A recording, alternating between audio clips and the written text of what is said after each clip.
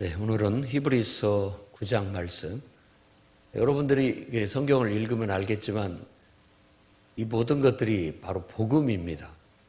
복음이라는 것은 예수님에 대한 이야기고, 예수님에 대한 이야기는 이미 하나님께서 창세 전부터 바로 예수 그리스도를 애정하시고 그분을 통한 인류의 구원의 계획을 가지고 계셨다라는 것. 그리고 그 계획대로 이 땅에 하나님이 인간으로 태어나셨고, 그가 십자가에 죽으셨고, 장사한 지 사흘 만에 부활하셔서 우리의 죄사함과 우리를 하나님의 자녀되게 하는 영생을 얻게 하셨다. 이게 복음의 전부입니다.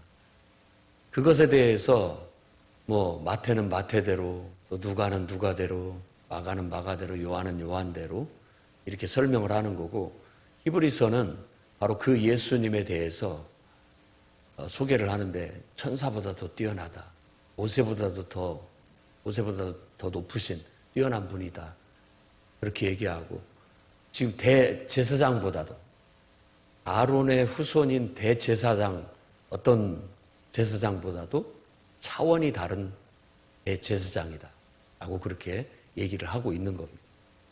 사람을 통해서 되어지는 지어졌던 성소, 그것은 하늘에 있는 것의 모형일 뿐이다. 이렇게 얘기를 하고 있습니다.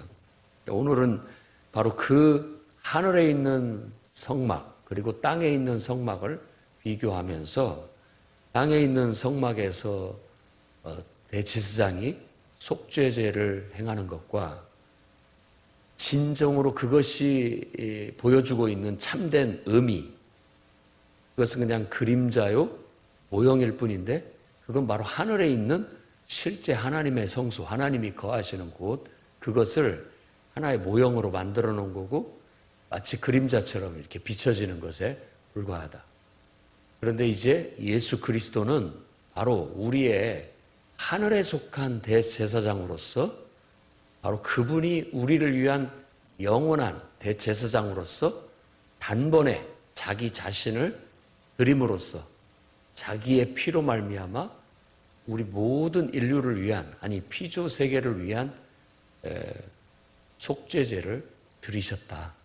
그로 인하여 그리스도를 바라는, 소망하는, 예수 그리스도를 믿는 모든 사람들에게 그 속죄가 임하고 구원이 임하게 된 것이다 라는 나름대로의 구약의 제사라는 그 모형과 그림자를 통해서 바로 그 모든 것들이 예표하고 있는 것이 예수 그리스도고, 그 예표, 그 예언대로 예수께서 이 땅에 오셨고, 그 모형에서 보여준 그대로 그분은 우리의 대제사장이 되셨고, 그 자신이 또한 속죄 양이 되셔서 피 흘려 죽으심으로 인하여 그가 하나님 앞에 영원한 속죄제를 드림으로써, 여기서는 그 영원한이라는 단어를 단번에, 단 한 번, 딱 한 번으로 완벽한 속죄제를 드림으로써 더 이상 반복해서 짐승을 잡아 죽일 일이 없게 되는,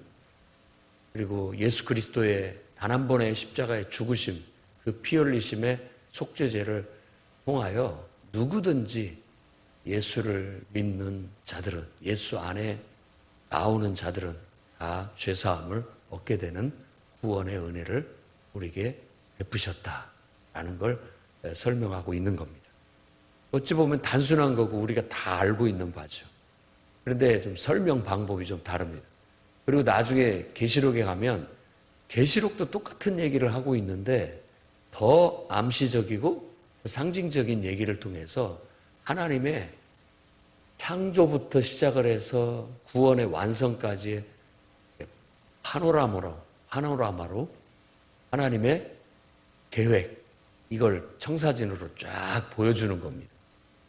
그런데 그걸 가지고 엉뚱하게도 복음적인 해석을 하지 않고 잘못된 해석을 하게 되면 다 엉뚱한 데다 갖다 붙여가지고 이단들이 아주 잘못된 해석을 통하여 자기들의 맞춘 해석, 자유적 해석을 통하여 어떤 사람을 신격화시키기도 하고 교주로 만들기도 하고 자기들만이 특별한 존재인 것처럼 갖다 붙이는데 여러분 그런 데 속아 넘어가면 안 됩니다. 그것도 한 영이어가지고 거기에 한번 말려들면 거기에 빠져버립니다. 마치 술 취하는 거나 똑같아요. 마약에 취하는 거나 똑같다고요. 일단 그것에 취해버리면 자기들이 멀쩡하다고 얘기하지만 멀쩡한 것이 아닌데도 불구하고 술 취한 사람한테 너 술 취했다 그러면은 화내고 오히려 자기들이 정상인 것처럼 그렇게 굽니다. 그러니까 여러분들이 복음을 정확히 알 필요가 있습니다. 하나님은 예수 그리스도를 통하여 십자가의 죽으심과 부활을 통해서 단 한 번 죽으심으로 완벽한 구원을 이루었어요. 그것이 뭔가 부족해서 다른 어떤 존재들이 또 와가지고 예수님을 이어서 남은 구속사역을 해야 되는 것처럼 갖다 붙이는 것은 듣도 말고 보도 말고 맛보지도 말고 그건 다 완전히 잘못된 사탄의 가르침이다라고 선을 그어야 됩니다. 예수 그리스도께서 단 한 번 이 땅에 인간으로 태어나셔서 자신을 단번에 드림으로써 온전한 구원을 성취하셨는데 계시록에 마치 예수께서 죽임당한 어린 양이 다시 오셔가지고 마지막 때 구원 사역을 하는 것처럼 그렇게 환상에서 계시로 보여준 것들이 예수 그리스도의 복음을 설명하는 것인데도 불구하고 그것이 이 시대에 나를 예언한 것이다라고 그렇게 갖다 붙이는 교주들, 그들은 정말 하나님 앞에 저주를 받을 겁니다. 왜냐하면 자기를 신격화시킬 뿐만 아니라 자기를 하나님이라고 하기 때문에 그게 바로 인간의 교만이고 자만이고 정말 용서받을 수 없는 죄라는 것을 성경이 말하고 있는데도 그것에 빠진 사람들은 그것이 깨닫지 못하는 것을 알 수 있습니다. 그것에 또한 넘어가고 현혹되는 사람들은 어쩌면 바로 이와 같은 이런 가르침, 예수 그리스도의 복음에 대한 정확한 이해와 깨달음, 그리고 그 복음 안에서 나도 예수님을 정말 그런 나의 어떤 면에서 대제사장이 되시고 어떤 면에서 죽임당한 어린 양이 되시고 어떤 면에서 우리의 메시아이시고 어떤 면에서 우리의 구원자이시고 우리의 왕이시라는 것을 진정으로 깨닫고 마음으로 믿음으로 그걸 받아들여서 이제는 내가 예수께 내 인생을 다 맡겨드리는 것이 마치 예수께서 나를 위해 십자가에 죽으셨던 것처럼 나도 이제 주님께 나를 맡겨서 내가 지금까지 살아왔던 죄 가운데 살아왔고 내 하고 싶은 대로 해왔고 내 뜻대로 내 마음대로 살아왔던 인생을 완전히 하나님 앞에 내려놓고 완전히 십자가에 못 박아 죽이고 이제는 그분이 내 안에 성령으로 임재하시어 나와 한 영 하나가 돼서 이제는 예수의 영이 나를 통하여 그분의 뜻을 이루는 삶을 살도록 내 자신을 하나님께 내어 맡기는 그런 복음에 합당한 삶을 살아가는 것. 그것이 바로 그 복음을 깨닫은 자의 합당한 태도고 그 은혜를 감사하는 자의 합당한 태도라고 말할 수 있을 겁니다. 그래서 우리도 14절 말씀에 얘기하고 있는 것처럼 하물며 영원하신 성령으로 말미암아 흠없는 자기를 하나님께 드린 그리스도의 피가 어찌 너희 양심을 죽은 행실에서 깨끗하게 하고 살아계신 하나님을 섬기게 하지 못하겠느냐. 정말 복음을 깨달았다면 우리 영혼, 양심이라고 하면 우리 안에 있는 그래도 살아있는 하나님을 향한 선한 양심, 눈곱만큼이라도 하나님 앞에 끌리고 하나님께 막 간절함이 있는 그 마음이 이제 깨어나서 죽은 행실, 그동안에 하나님과 무관하게 살아왔던 모든 것들은 죽은 행실이에요. 그래서 너희가 이 선악과를 먹으면 정녕 죽으리라 했을 때 그 사람들이 아담이 갑자기 죽어버리지 않았던 것은 그들의 죽은 행실 그 자체가 하나님과의 영적인 단절을 통하여 그 어떤 죽음을 얘기하는 거예요. 정상이 아니에요. 기능이 예를 든다면 전기불이 이렇게 들어왔지만 선이 끊긴 거나 똑같아요. 그럼 불이 안 들어오죠. 제 기능을 발휘 못해요. 그런 거나 똑같은 죽음의 의미로 정령 죽으리라고 했던 거예요. 그래서 하나님과 무관한 상태에서 인생을 살아가는 것은 살았으나 죽은 겁니다. 죽은 행실이에요. 여러분들도 이제 예수 믿고 완전히 내 자신을 하나님께 맡겼다라는 것은 모든 매사가 이제 하나님과 다 연관돼서 하나님으로 생각하고 하나님으로 내 감정을 다스리고 발휘하고 하나님으로 내 인생을 계획하고 살아간다. 모든 것들이 하나님과 연관시켜야 살아나는 거예요.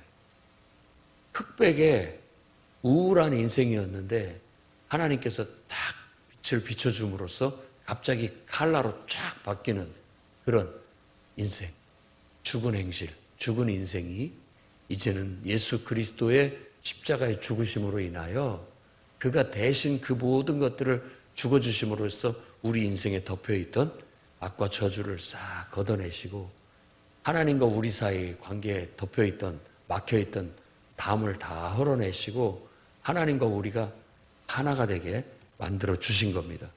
그러니까 죽은 행실에서 우리를 깨끗게 하는 능력이 되는 거죠.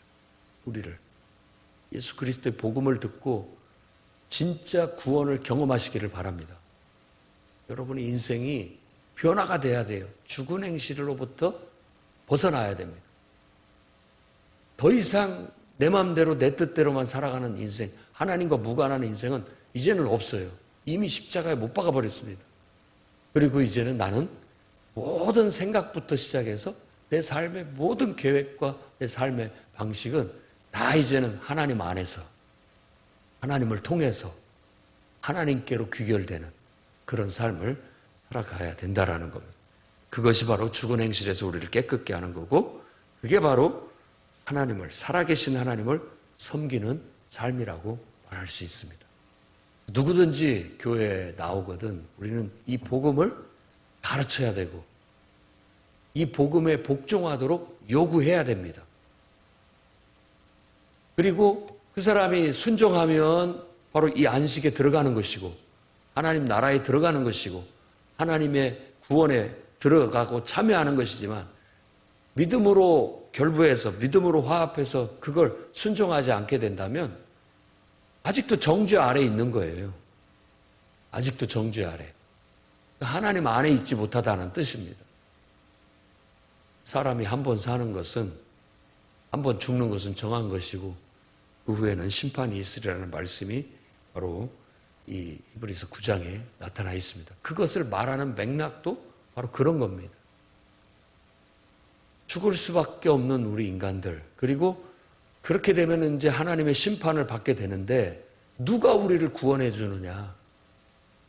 바로 대제사장이신 예수 그리스도의 이 속죄 제를 통하여 그분이 이 땅에 인간으로 오셔서 하나님의 영원한 대제사장이 되실 뿐만 아니라 하나님의 영원한 어떤 희생양이 되심으로써 그 자신이 희생양이 되시고 그 자신이 대제사장이 되셔서 자기를 단번에 하나님께 드림으로써 그 피로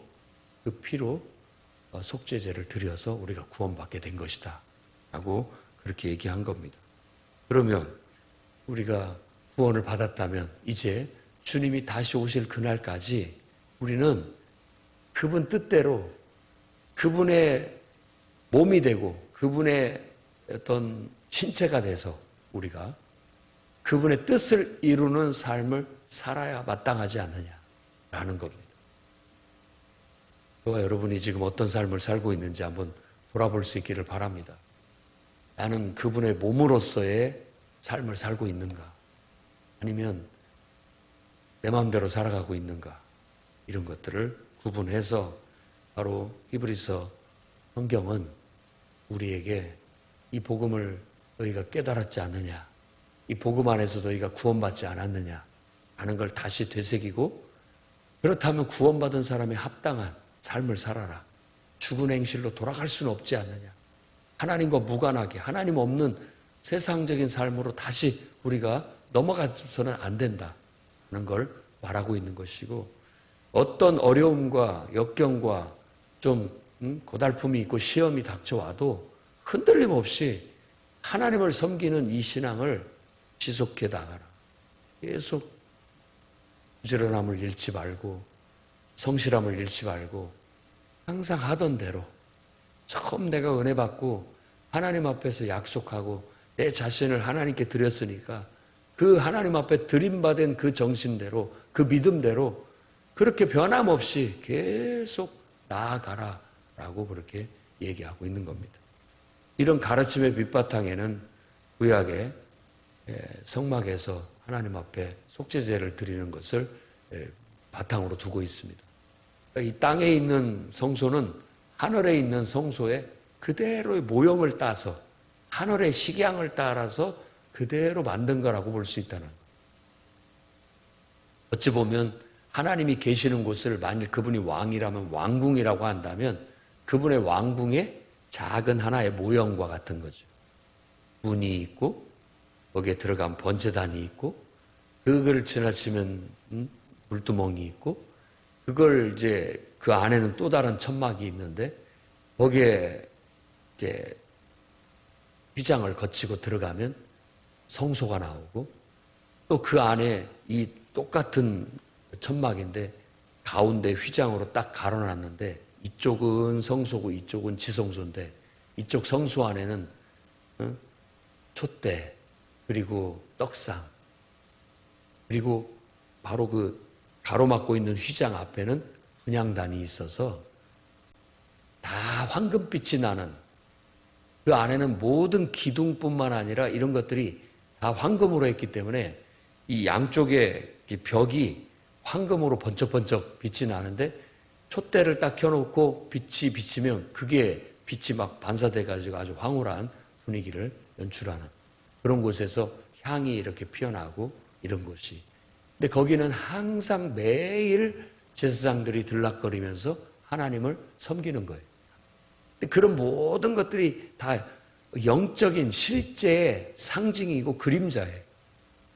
우리가 하나님을 섬기는 신앙생활에 늘 하나님과 함께하는 그런 삶을 살아가는 것. 떡상이 가지고 있는 영적인 의미, 분향단이 가지고 있는 영적인 의미, 그리고 촛대가 가지고 있는 영적인 의미. 우리 안에 우리의 삶을 밝힐 수 있는 유일한, 우리의 마음을 밝힐 수 있는 유일한 빛은 빛 대신 예수 그리스도. 그분밖에 없어요.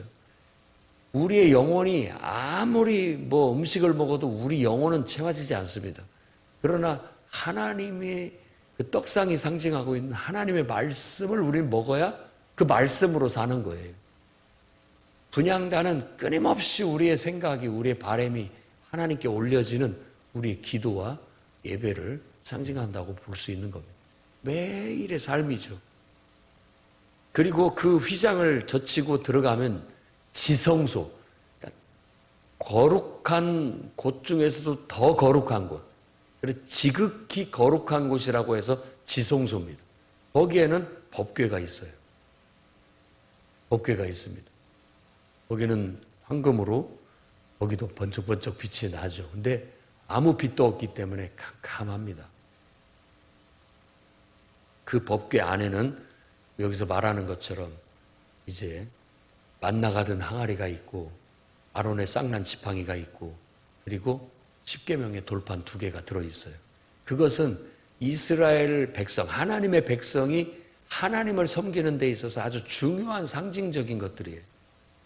만나 먹고 살았고 또 아론의 쌍난 지팡이라는 건 하나님이 함께 하시는 아론만이 정말 하나님 앞에 제사장이라는 걸 보여주는 어떤 그런 상징적인 의미가 있었고 십계명의 2 돌판은 우리가 하나님의 말씀대로 살아가는 아주 기본적인 원칙이 되는 원칙이죠. 그걸 딱 법궤 안에 넣어놓고 하나님과의 마치 언약을 상징하는 거예요.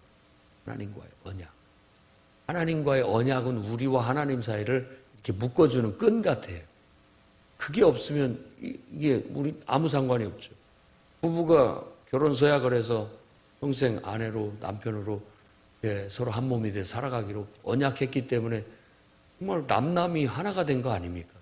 언약이 없다면 이 결혼 서약을 지키지 않으면 남남이나 똑같은 거예요. 그러니까 끝까지 그 서약을 지키는 헌신과 충성으로 살아가는 것이죠. 그런 것처럼 이 법궤가 상징하는 것, 그 속에 들어있는 기물들이 상징하는 것, 그런 의미를 갖습니다. 근데 그 휘장을 거치고 그 곳에 들어가는 것은 대제사장인데 1년에 딱 한 번 합니다. 7월 15일. 성경에 대속죄일이라고 하죠. 대속죄일. 1년에 한 번 모든 죄를 다 씻고 넘어간다. 우리로 말하자면 마치 송구영신 예배 같은 그런 의미죠. 이스라엘은 이제 출애굽 여정상 7월을 첫 달로 생각합니다. 7월 1일 날을 나팔절이라고 해요. 그럼 나팔을 길게 분다고 해서 나팔절인데 그게 뭐냐면 새해를 알리는 나팔 소리입니다. 새로운 한 해가 시작됐다라고 해서 나팔을 길게 부르고 그 달에 15일에 대속죄를 대제사장이 딱 한 번 1년에 어린 양의 피를 가지고 그곳에 들어가요. 그 법궤의 뚜껑이 그룹으로 두 천사가 날개를 이렇게 붙이고 있는 그런 건데 마치 그것이 보좌라고 한다면 예를 들어 왕이 앉아 있는 보좌 뒤에 시녀들이 이렇게 부채 같은 걸 들고 왕을 이렇게 가려주는 그런 형상. 천사는 왕이신 하나님을 곁에서 섬기는 그 그룹이 천사의 날개로 하나님을 이렇게 감싸고 있는 듯한 그런 느낌의 어떤 의미에서 법궤는 하나님의 보좌이기도 하고 그렇습니다. 그리고 그 천사는 그 법궤 뚜껑을 열고 닫을 때 잡고 열 수 있는 그런 모형이었죠. 1년에 딱 한 번 대제사장이 그 속죄의 피를 가지고 그곳에 가서 그 그룹이 날개를 붙이고 있는 하나님의 앉아 계시는 그 보좌 위에 피를 붓습니다. 그걸 속죄제라고 하는 거예요. 대속죄제. 바로 예수 그리스도께서 그 일을 하셨다. 이 땅에서는 모형으로 언젠가 때가 되면 이와 같은 속죄제가 이루어지게 될 것이라는 걸 매년마다 마치 그 퍼포먼스로 보여주는 것과 똑같았다. 그것은 모형이었고 그림자였고 그 모형과 그림자대로 때가 돼서 하나님께서 인간이 되어 이 땅에 오셨고 그가 바로 대제사장이 되시고 그가 바로 어린 양, 희생양이 되셔서 그 피로 바로 이 속죄제를 이루었다. 그래서 하늘 성소에 예수 그리스도께서 십자가에 피 흘려심으로 인하여 그 죽음으로 인하여 그 피를 하늘 성소에 갖다 예수께서 부으셨고 그 속죄가 이제 우리 모두에게 미치게 되었다. 누구든지 그 속죄를 믿고 그 속죄 속으로 믿음으로 들어오게 된다면 죽음도 심판도 우리에게서 다 극복되어지는 구원을 얻게 된다. 이게 얼마나 놀라운 축복이냐. 그래서 이게 복음이라고 얘기하는 거예요. 여러분이 어렵게 생각하지 마시고 제가 설명하듯이 여러분들도 이 복음을 설명할 수 있어야 되겠습니다. 누구를 만나든지 늘 기도하면서 부담이 있고 하나님께서 복음을 전하라고 한다면 용기를 내서 말을 걸으십시오. 일상적인 대화부터 시작하다가 영적인 대화도 교회를 다니는지 어쩌는지 물어도 보고 그에게 내가 이 예수님을 소개하고 예수 그리스도를 통해서 죄사함 받고 예수 그리스도를 통해서 영생을 얻는 이 진리를 가르쳐 주십시오. 그래서 예수님을 믿게 하고 그리고 그 사람을 이제 교회에 소속시켜 예수 그리스도의 몸에 한 지체가 되게 하고 침례받게 하고 성령 받게 하고 그렇게 해서 영적인 삶을 살아갈 수 있도록 만드는 것이 교회의 사명이고 구원받은 모든 성도의 사명이라는 사실을 오늘도 깨닫고 여러분들이 그런 삶을 살아가시기를 주의 이름으로 축원합니다.